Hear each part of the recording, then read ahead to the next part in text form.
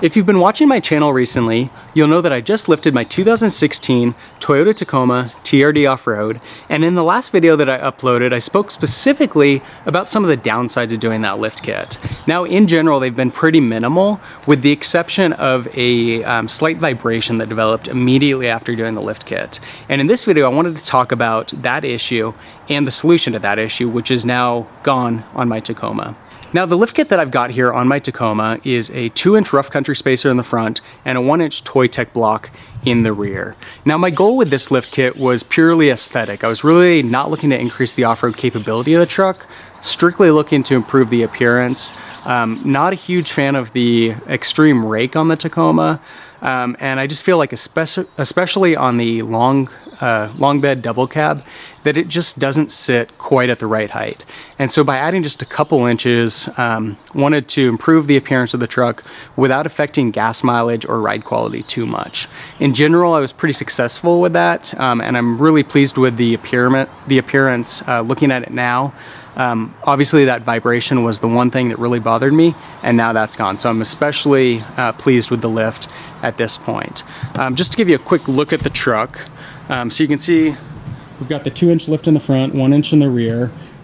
Really like the route that I went with this because it maintains the stock appearance pretty well. Just gives it a little bit more rugged appearance and maintains that rake just a little bit. Now, on most Tacomas, most people go with a 3-inch lift in the front and a 1-inch in the rear.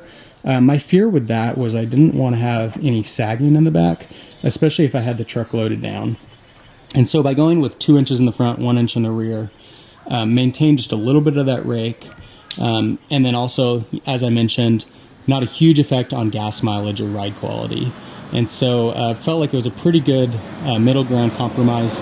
The other thing that I really like about it is that I don't feel like I have to replace the stock tires just yet. I want to stick with the stock wheels, and eventually I want to go with a slightly larger tire. But at this point, I feel like the setup looks okay. It's at least tolerable. It would look better with bigger tires, but I don't have to feel like I need to replace them just yet, especially since they have pretty good tread. So back to the issue of the vibration. The issue was most pronounced first driving the vehicle in the morning or if I hadn't driven it for a while, specifically on a cold day. And then also if I turned the vehicle into 4-wheel drive, it would go right away. The vibration was basically a very subtle vibration for about a second, and then it would go away for 5 seconds, and then it'd come back for a second and it'd go away for 5 seconds.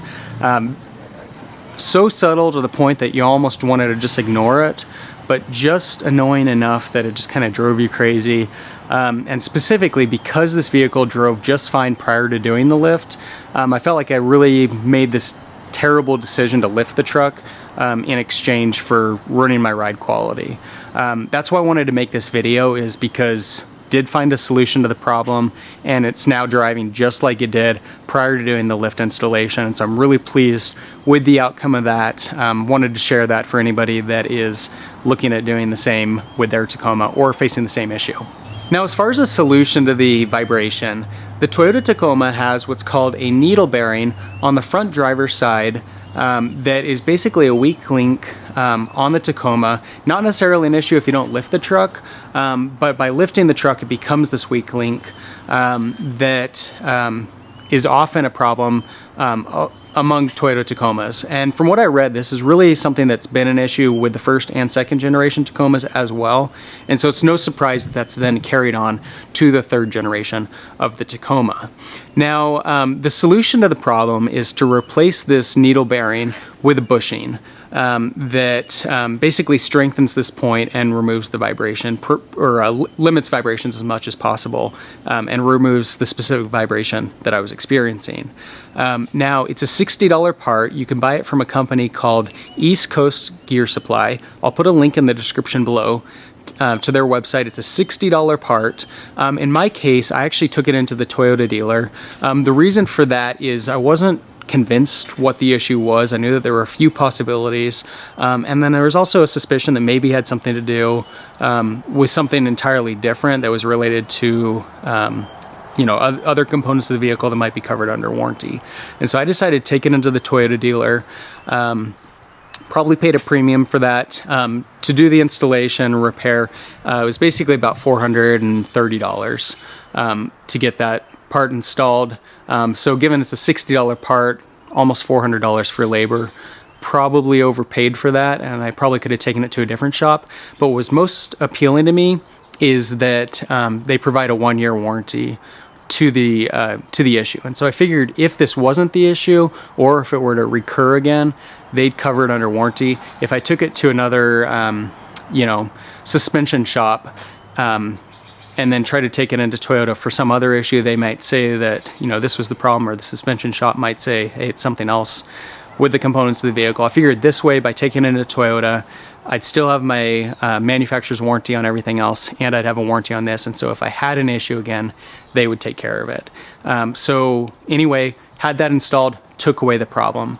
The other thing that I decided to do while I had it in the shop was get a differential drop installed. That cost about $100. Again, you can buy that kit for about $40, and it's, from what I've read, it's a really easy installation.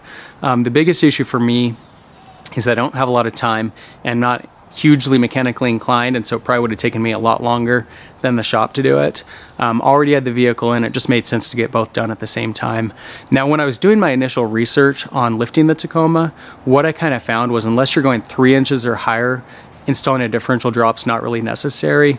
Talking with the mechanic, he felt that it would be a wise decision, and I figure the cost of doing the differential drop is pretty insignificant compared with the cost of replacing the differential if that were to wear out prematurely. And so I decided it was worth the investment, and just make sure I had all the right components with this setup so that it didn't cause any future damage to the truck. As I mentioned, it's driving a whole lot better, you know, just as well as it did prior to doing any sort of a lift. And so I'm really pleased with the outcome, having this bushing installed and then getting the differential drop installed at the same time. Now, there's a lot of good articles out there with a lot of great opinions on different things that might have been the problem. In the last video I posted, there were actually a lot of great comments as well.